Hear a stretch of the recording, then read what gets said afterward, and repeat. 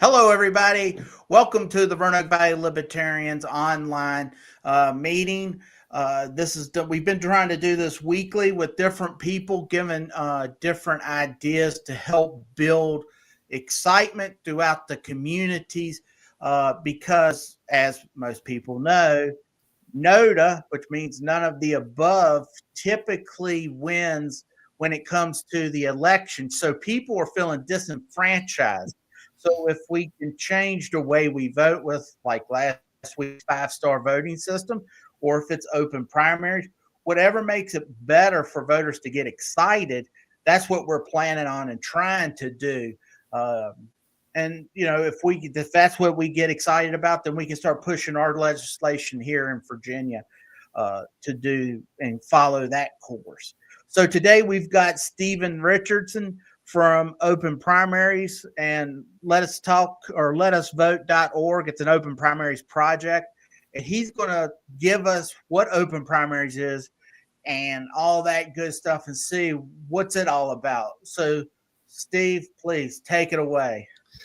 Thanks, Brian. I appreciate the invitation and hope we can both learn something. All of us learn something here today.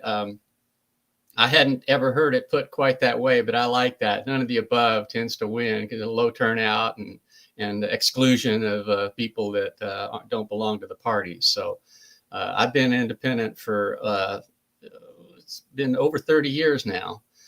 Kind of broke out and actually first got involved in politics after voting for Ross Perot in the 1992 election. So anyway, I discovered the Libertarians in Wyoming, and I played a pretty significant role in that. But really, I'm here to talk about more generally independence, and I got connected with the folks that are now known as Open Primaries when I moved here to Virginia in 1999. I didn't do anything politically for about 5 years, but I discovered them through a publication called the Neo-Independent, and that was put together by a woman named Jackie Salet, who had actually begun an outfit called the Committee for a Unified Independent Party back in 1988.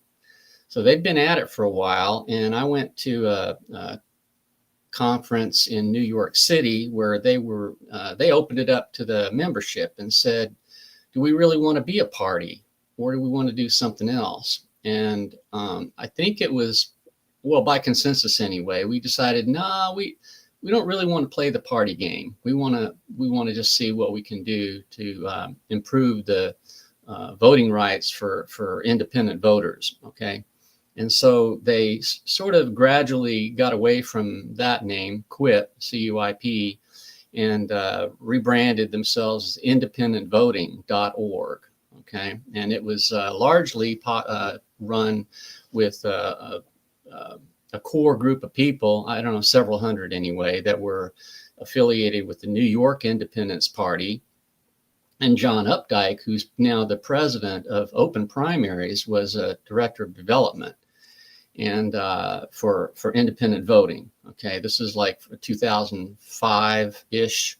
And a few years later, I don't know the exact date, but he broke off. I think he hooked a whale and was able to go off on his own and start Open Primaries, which obviously was focused on that specific element of the independent voting agenda. And then more recently, as you pointed out, Brian, I think it was just last year or earlier this year, they started to Let Us Vote. And so what's really happening there is they realized that, I don't know, partly for fundraising purposes, but generally Let Us Vote is a 501c3, which is educational, okay, tax deductible contributions, educational only kind of focus. And Open Primaries is now pursuing more aggressively a litigation strategy. And I'll get into that a little bit more later. But Open Primaries, if you go to their website, you'll see that their mission is to improve the rights of independent voters by trying to get some enforcement of the right to not join a party problem is that the system as it stands disenfranchises people that really don't want to belong to any party. And they have every which way. The major parties have all sorts of tools and tricks that block out any challenge to the duopoly. So Republicans generally have been outright hostile to open primaries. Democrats, on the other hand, haven't been any help. We saw, the independent voting groups saw all along that, the Democrats are supposed to be sort of a big tent group, more open-minded, and the name, Democrats would lead you to believe that they really cared about the rights of all voters.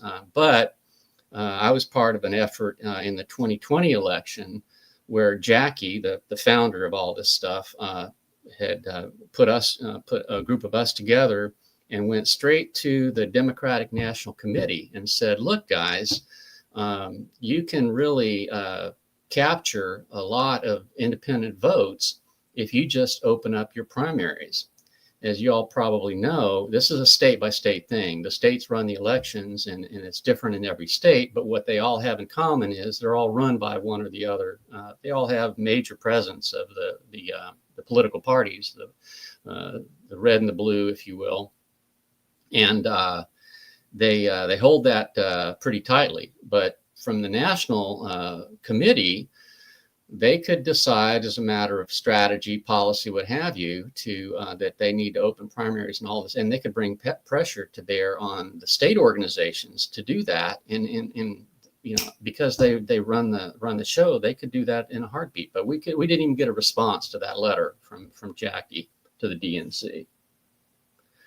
So just to get into what open primaries is, so there are different types of open primaries, right? You might think that it's just, everybody on one ballot, but no, there's sort of this thing that we have in Virginia, which is really a semi-open primary. As you know, we don't register by party, so come election day, we can, or primary election day, we can decide whether we want a blue ballot or a red ballot, okay?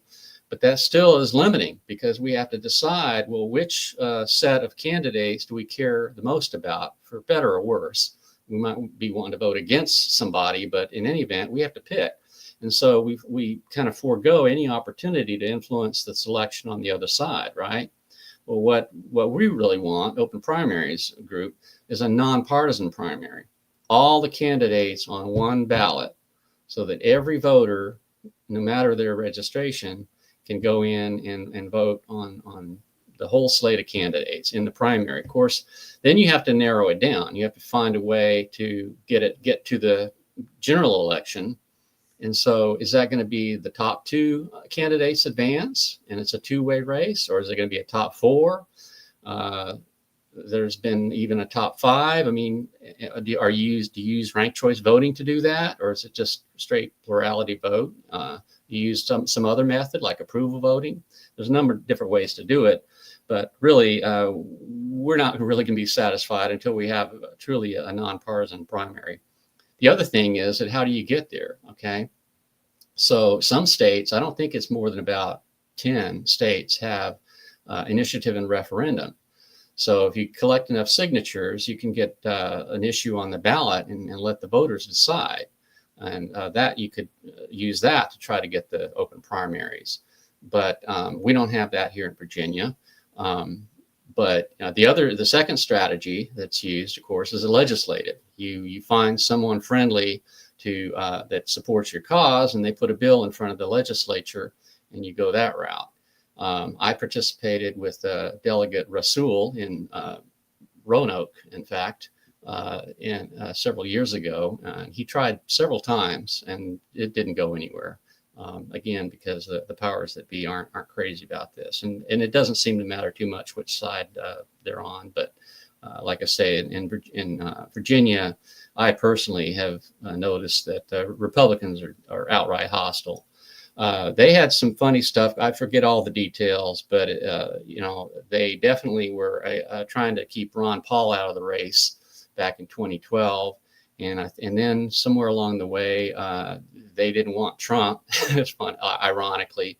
And so every chance they get, the Republicans go with what they call a firehouse primary, where it's by invitation only, and they don't even ask the voters who they want to nominate. Okay. And like I say, that especially seems to be important in the presidential race. And the other thing I've noticed, because I've been following this for a while, is that every year some Republican delegate or senator proposes a bill. Sometimes there are more than one of them, to try to get us to register by party. Well, it's pretty obvious where that's headed. If you register by party, then they know who their people are, but more importantly, they know who their people aren't. And so they can say, aha, and they can, the next step, of course, is to close their primaries, which is headed in the exact opposite direction. So I've testified against those bills. And unfortunately, even the Republicans, the Republican voters are not crazy about that idea. They like things just the way they are, but that doesn't keep the elected officials from trying. So what's happening right now, like I said, the Open Primaries is Let Us Vote is brand new. They have a power hour that I've joined a couple of times. It's once a month, and they, I'm sure, would welcome anyone who's wanted to participate. And that's sort of an action-oriented thing. Write a letter to the editor, or contact your delegate or something like that. They have something that they ask you to do every month. The Open Primaries is they're getting enough money, and they're getting some traction on real cases. I participated in one a while back. New Jersey is one of the worst. New York and New Jersey are two of the worst states in the country for independence. And we challenged, I wrote part of an amicus brief in the New Jersey lawsuit. It didn't go anywhere, but the idea there was that the complaint was that you have private organizations in control of this, but the taxpayers are paying for it. That's one of the big issues also. Is that if they want to control the primary, let them raise the money themselves, not use all voters' money to do that. Now they have lawsuits in Maryland and Pennsylvania, and what else? There's another eastern state. They have a lawsuit. It escapes me right at the moment. But anyway, they have about a handful of different cases going right now. Oh, Florida. Yeah, big one. Florida, they were part of this. As you might have heard, Supreme Court was asked to take up the case down there, and they refused to do it. But they got really close. So a lot of growth. This whole issue has really taken off. It's been a long game. Like I say, it started in 88 from a real organized effort to fight it, and now you have groups that have proliferated. There's books galore out there about it, and I think there's more awareness among the public of the issue. Probably the bottom line indicator, the most important indicator of our growth, is in the Gallup poll. Every quarter they ask people, it's a statistically valid sample, nationwide poll of how do you identify? Do you identify as a Republican, Democrat, or an independent?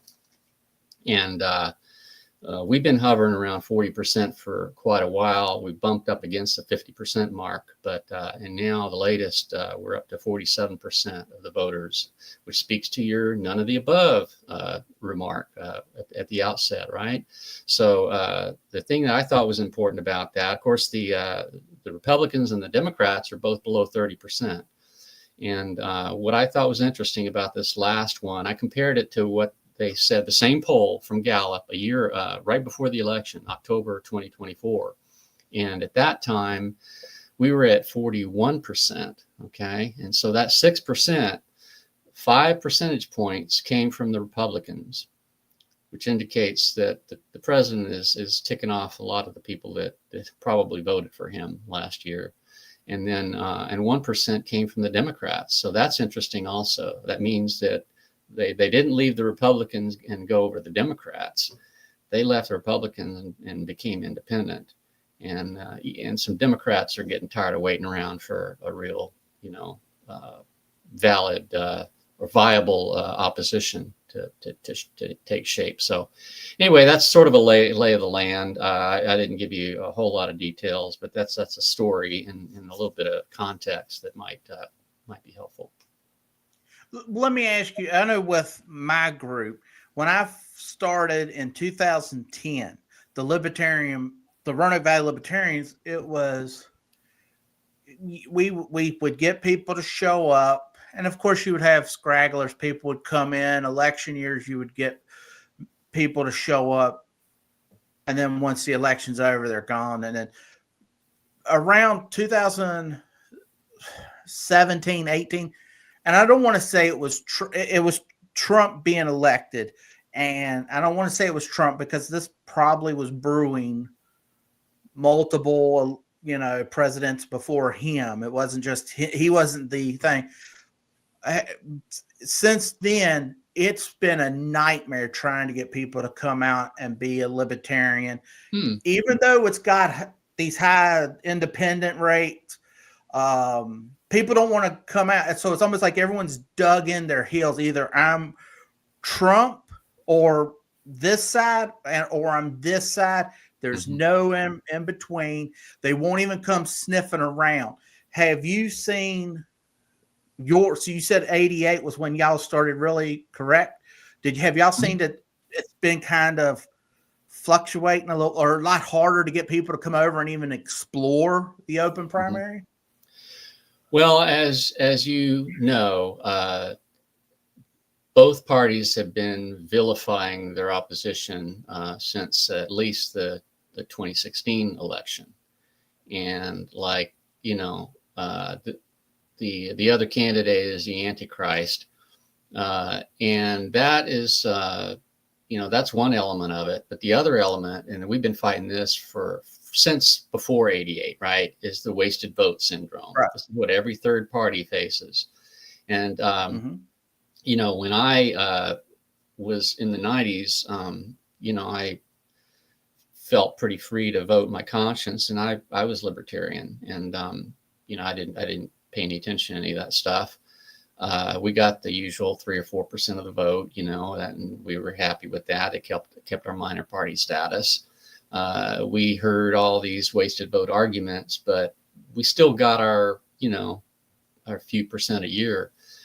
That really got tested over the last decade, I'm going to say, because of how close the races were. I mean, I just couldn't believe how close the races, 2020 and 2024. A lot of folks that might have voted for a third party, Libertarian, Green, what have you, really felt like they needed to choose one of those two major parties because, to stop Biden or to stop Trump, whatever, that wasted vote syndrome really took hold of a lot of people. And so, and it's because of how angry I'm going to say, the polarization of the electorate, they're really driving it to extremes and treating the other side as the outright enemy. I think contributed to that. Right. Now you were talking about the open primary system. It allows you to choose candidates from across party lines. Which style do you recommend, or do you have a preference? Would you be picking all right, my favorite out of the Republicans, the favorite out of the Democrat? Would you want 5-star voting, ranked choice, whatever? How would you see it working the best to get more people energized to come out and support a candidate? Or would it turn into what we've got going on right now, where it's like $1 billion to run for president? That means no one really is going to be able to run for president. That like if you just got fed up, $250 million U.S. Senate. That's ridiculous. How do we so what's your open primary? How do you choose the candidates? How would you like to see it done? Do you think it's the best out of Yeah. Well, one thing I didn't mention earlier is that, the purpose of the primary is to narrow the field, plain and simple. And once you get into different ways of counting the votes, and ranked choice voting is also called instant runoff voting and single transferable vote, whatever. But if you have all the information that you need to eliminate the also rans in one vote, then you could probably get by without a primary at all. Right. So I think that's something, but people probably aren't ready for that. There's Louisiana has had, I think they messed it up here recently, but they had what's called a jungle primary, which is a good name for it. But I don't have any problem with it, but I'm into politics. I'm into the math, and I know that I have a little more faith than most maybe in the systems. But now, I'd say come one, come all. Pardon? What exactly is the jungle primary? Is that top two, or what's that? No, I think it's like it's the closest thing I think to the nonpartisan primary that I described before, where everybody's on one ballot. Yeah, and I don't know exactly how many advance, but that's sort of arbitrary whether you advance 2 or 4. California, which that's a big state, and I think it was about 2010 when they passed their top 2 system. And so the issue there, the Republicans hate it, but because they're going to end up with Democrats anyway, and but the Democrats end up with kind of so with the top 2, and there's about twice as many Democrats as Republicans in California, so they end up with 2 Democrats running against each other, and the Republicans are kind of frozen out. That's sort of like Libertarians have felt for many years. You really probably are at a disadvantage in an open primary, actually. And I've seen a lot of Libertarians kind of complain about it. At least with the way it is now, you get on the ballot, you have your own spot on the ballot. People get to vote for you. With a nonpartisan primary, you would be that same. People would still be able to vote for you, but you'd be knocked out in the primaries, right? Your candidates wouldn't even get to the general election. As far as my preference, so I studied political. I went back to school and I studied political science after I moved here to Virginia. I went to George Mason and I took a grad school class on political science, and I wrote a paper at the time. It was pretty interesting. I don't know if you remember when Arnold Schwarzenegger became governor of California. Uh-huh. Yeah, they had tossed out Gray Davis, I think was his name, and I think it was a tax issue or something. But anyway, he got thrown out of office, and they had to have a special election. And the barrier was so low for getting on the ballot, they ended up with 135 candidates on the ballot, which was really interesting. And I was taking this class at the time. So I wrote my term paper on this, and I compared I studied all the voting systems. And I determined that, and I was libertarian, so I determined that for libertarians anyway, that approval voting was the best method. Approval voting is where you vote, you can cast as many votes as there are candidates. You just cast the votes for anyone that you could live with, that you approve of. And you count the votes. Whoever gets the most votes wins. It's pretty simple. And there's a Center for Election Science that here in Washington that promotes that, and they have all sorts of information about that shows the math and why they figure that's best.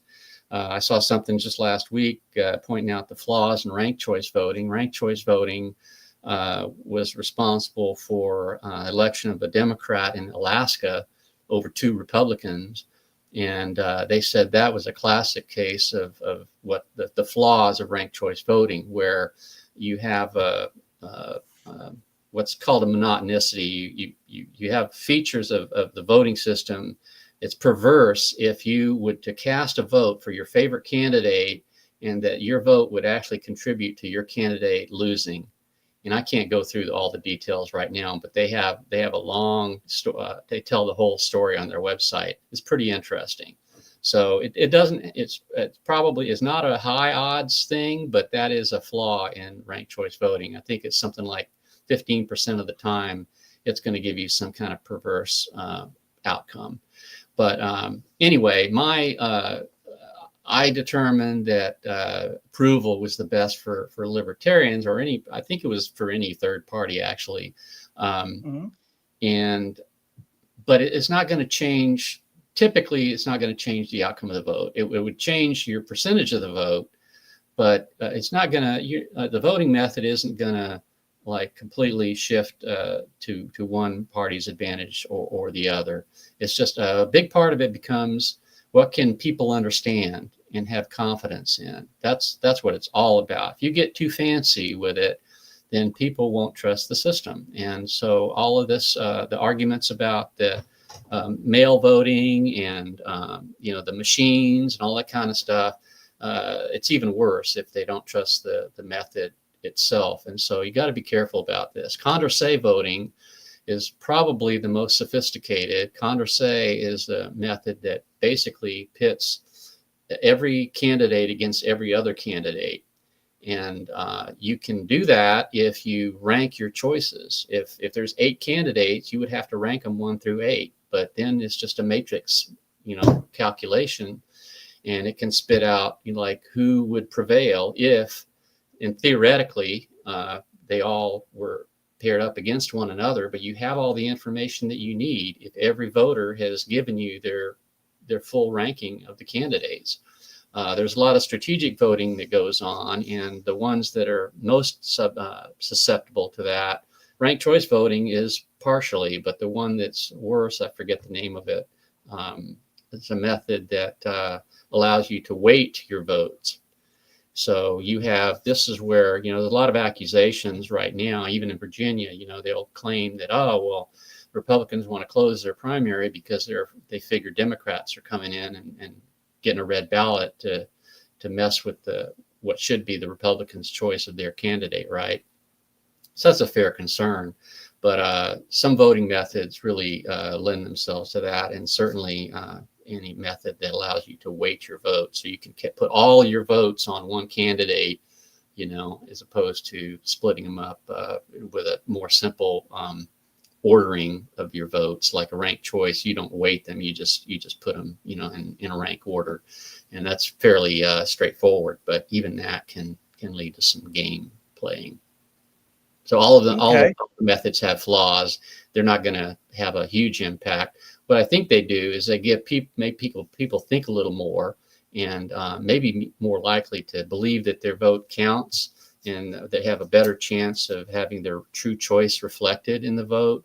And so it might improve turnout. And like I say, the approval, I had some examples that showed that it actually does improve the performance of third-party candidates.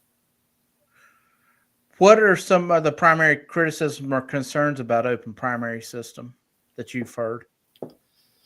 Well, the parties will say, well, this is party business. You don't have any business in our selecting our candidates, and if you don't like it, you can go start your own party. Right. Yeah, and that's even though they know that doing that, they put up all sorts of barriers to prevent us from doing that. As you mentioned before, the whole system runs on money, and they've got the corporate, the PACs and all that. They've got all that locked up, and they've had 100 years to brainwash the public into believing that we have a two-party system when we only have a two-party system because the two major parties like it that way. And I'll tell you also, there's a long history of what happened after Ross Perot. That was not supposed to happen. And so the obvious thing was, of course, they shut off access to the debates. The Committee on Presidential Debates said, no, we gotta watch this. We gotta make sure that you have to reach a certain threshold that proves that you're a viable candidate. Well, that's understandable. You don't want a bunch of kooks given a platform on a national stage, right? So that's the way they get in there. But then they, if you only get popular if you get the press. But to get the press, raise enough money and to get enough signatures or to get enough awareness of the voting public that you even exist. And so you're right back into the money. And so they really guard the it's like a moat around the castle, you know. That's there's one thing that as ugly as it is right now between the two parties, the one thing that they always agree on is that they want to keep it bipartisan. They don't want tripartisan. Oh no. Well, now I know when you were talking about like media attention, Larry Sharp, you know, he's the Libertarian running for governor in New York, and he spoke about it, and he said it's a payola system pretty much. If whatever party was paying for ads, the media would talk about us.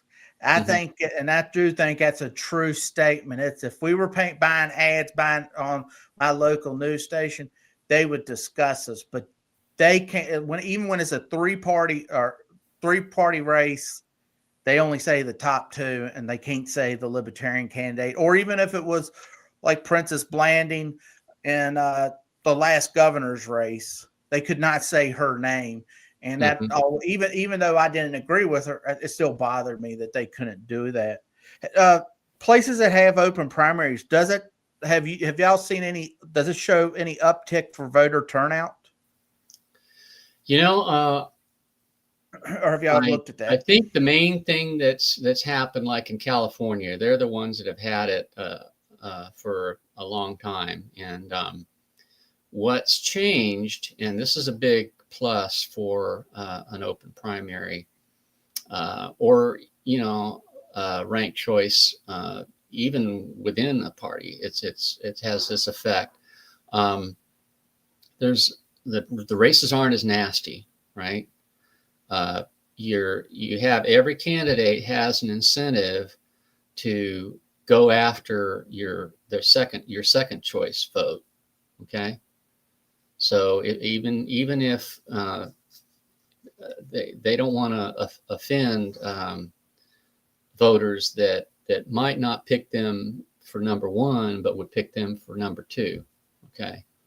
And so they are a little more friendly to all the voters. And then it also has changed the attitude in the actual legislature that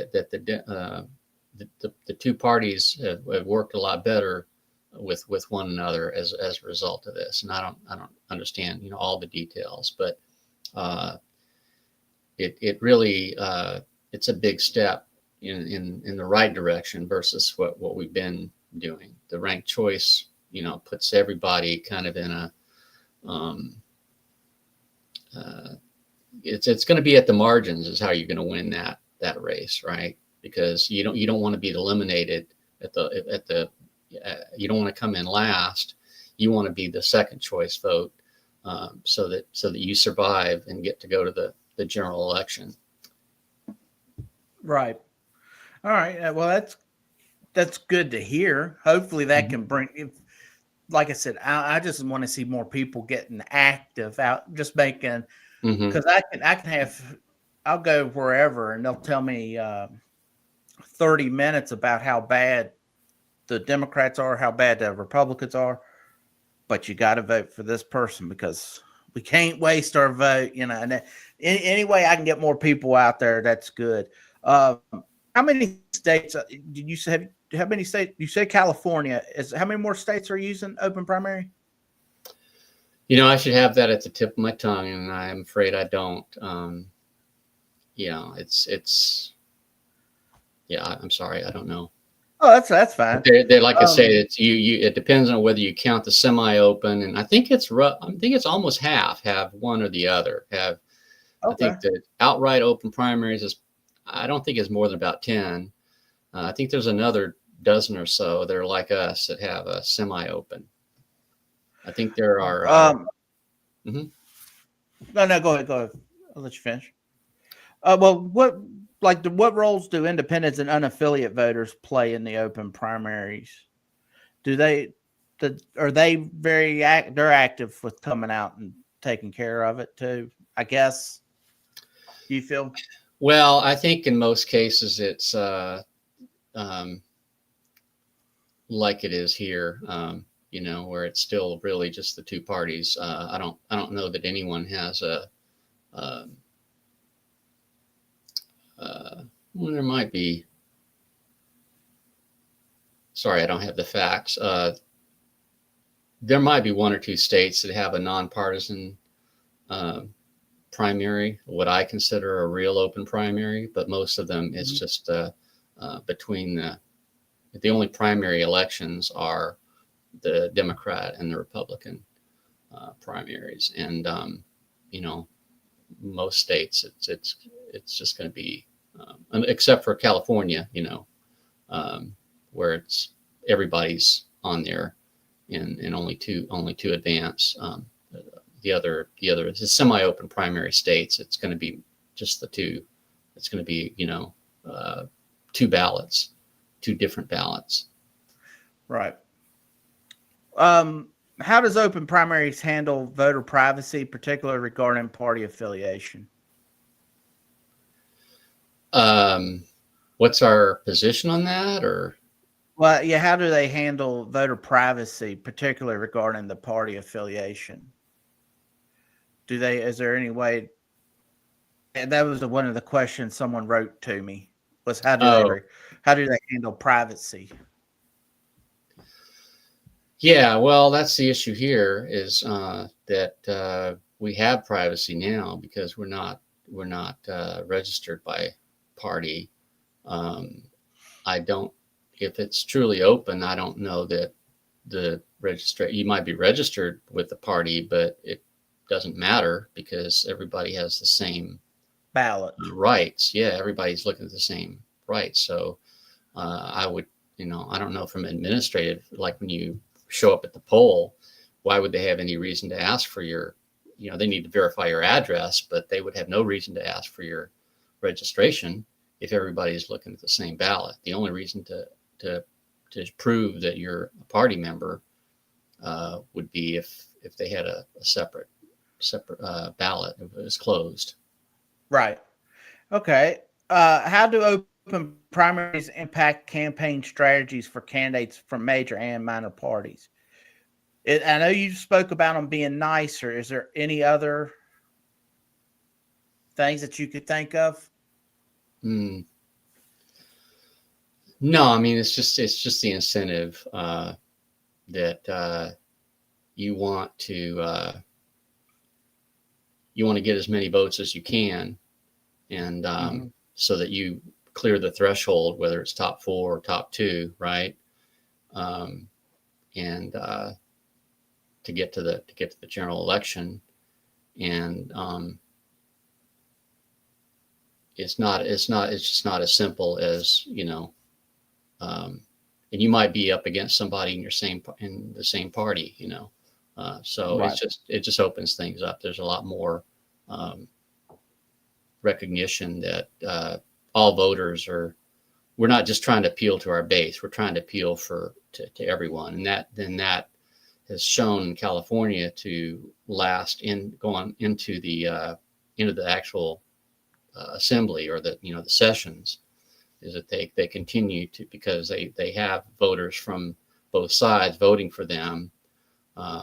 They take that into consideration in how they behave once they are actually elected. Okay. Is there any studies or data showing the effects of an open primary on the election outcome?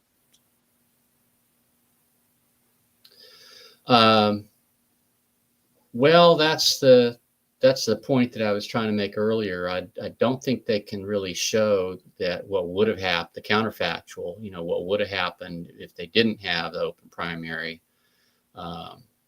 But I think that all the studies have shown kind of what I discovered, which is that at the margin it might make a difference, but you can't really point to the voting system or the voting method as really favoring, one party or one candidate over another, just by design. Right. The only thing that's pretty clear is that the plurality system that we have right now, and this is because of something called Duverger's law, right? That which is basically the wasted vote idea. If you have a plurality, if this is how you count the votes, then you're gonna tend to get a two-party system. And for that reason, the two major parties don't want to change because they are gonna they're gonna lose votes. But whether it's, you know, which party is gonna be hurting the most, you know, the ones that I guess you know, the party in power is the one that wants to protect the status quo, right? And that's a state by state thing. And so if it's a red state, then the Republicans are going to be against change, and if it's a blue state, the Democrats are going to be against change. They want to keep it just the way it is because they've gerrymandered the districts, and you know they've been winning. Why would they want to change anything? So, but the main thing is that when push comes to shove, they would even agree with each other, with their sworn enemy, on this issue, because they don't want the vote splitting and the waste, you know, the third party coming in there and and peeling away, you know, one side or the other. If they're in the minority, they might welcome that because the minority is not a threat. You know, the libertarians aren't going to take the election, but if the libertarians are, you know, can come in and take more votes from the Republican, the Democrats will be all for that. But they're not so crazy about forming coalitions or having you know, challengers from third parties that they will shake up the basic two-party system. They still sort of believe that they just can take, you know, wait their turn, and then they, you know, they're gonna vilify the people in power and bring down the governor and get their own person in there. And when they do, they're going to want to keep it the way it is. And once they have an open primary type system, it's a can of worms. I mean, they can't put that genie back in the bottle. So that's why I think back in this 2020, when we approached the DNC, you know, they just weren't ready for something like that, to open up primaries, you know, on a nationwide basis. It's definitely a case by case, and it tends to be, you know, based on which party has the upper hand at the time. Right. Is there any legal or constitutional challenges that have been raised regarding open primaries? Well, yeah, not against it. They've shot. I mean, they have arguments against it, and they're basically based on, you know, tradition, and that's why, like, the Supreme Court, you know, was asked to take up the Florida issue. And what was his? I forget the particulars, but the problem with the legal stuff is that, you know, the legal the lawyers, and rightly so, right? They're always looking for precedent, and so if you go back, I mean, they tend to be conservative because they're looking. They don't want to be the first one to do something different, right?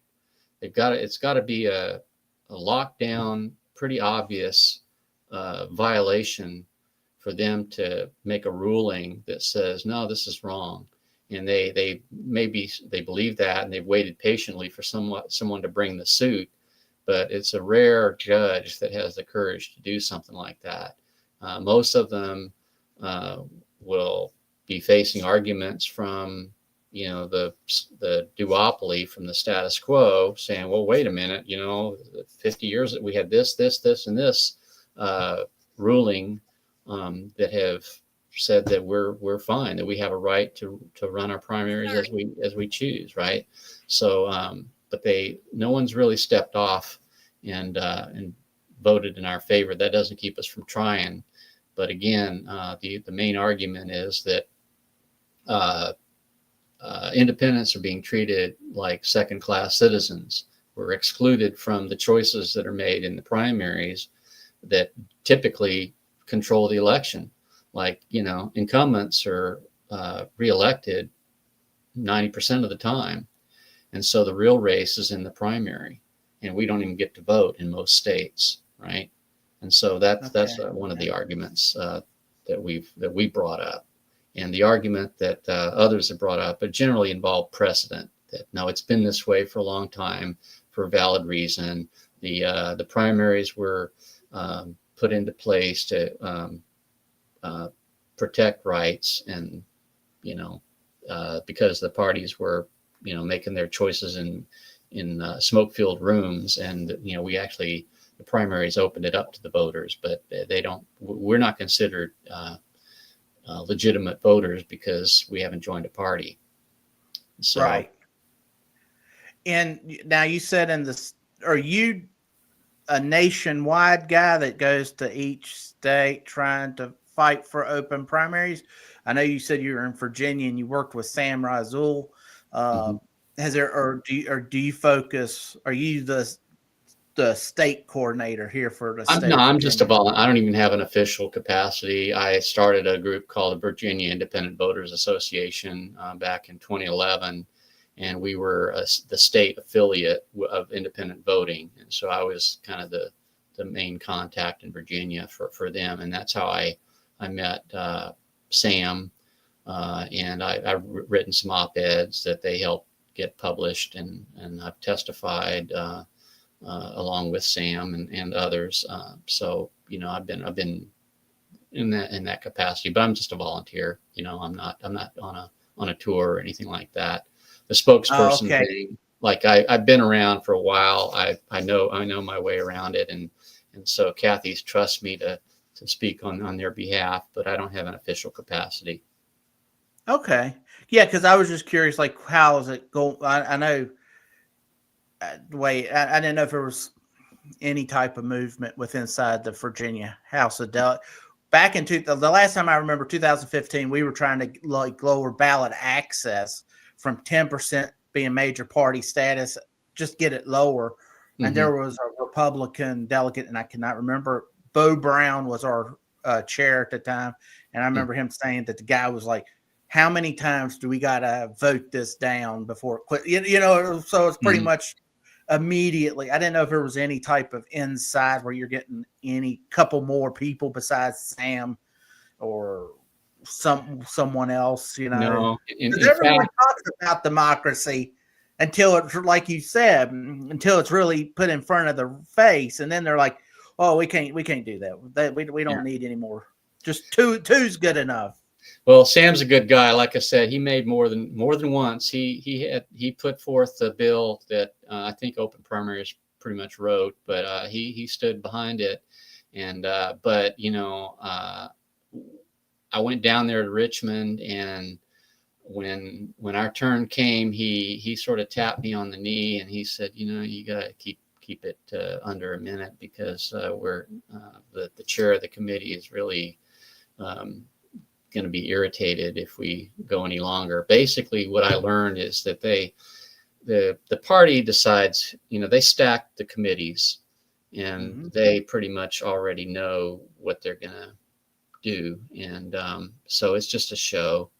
And it's no different. It's no different on Capitol Hill, right? The party in charge stacks the deck in their favor, and they pretend to listen to the other side's arguments. They open it to the public, but they just sit there, and when it comes to vote, they vote what they already decided they were going to do. And so that was the case. Is that Sam, he gave it a shot. That it was part of the record, and I got my 1 minute of argument, but our fate was sealed. That's just the way it works. Okay. All right. Well, we're at the 50-minute mark. You've gave us some good information about open primaries. I thank you for coming on. So you go to openprimaries.org. Is there anywhere else they can letusvote.org is the side project you guys are running. But openprimaries.org is where they can find out more information about you, right? Okay. Yeah. And I mentioned some another Center for Election Science is worth checking out. They're got a different answer from ranked choice voting. It's approval voting. You learn more about that there. I mentioned a book. If you're going to pick, I could list a dozen of them, but one that I would really recommend is written by Catherine Gale and Michael Porter, called The Politics Industry. Very well written. Okay.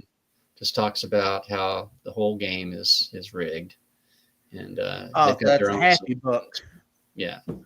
Yeah, get you motivated. Yeah. Learning how you Yeah. get it's all that's uphill battle. All right. Well, thank you again for coming on. All right. I'm going to Appreciate share it. this throughout all my things, and we will talk. Good luck, and hope to see you shortly. Okay. All righty. Thanks, Brian. Goodbye.